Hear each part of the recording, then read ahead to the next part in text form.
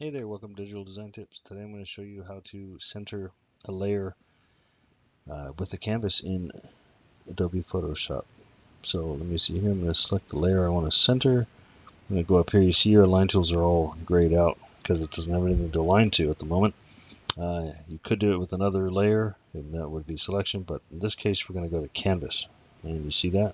Boom. We're going to go horizontal, we're going to go vertical, and it is in the dead center of the image. No pun intended. And let me see here.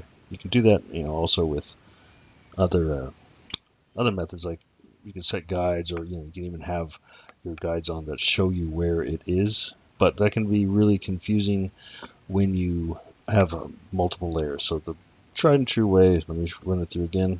Just align, make sure this is on canvas, and boom, boom, and you are good to go. So hopefully that helped you.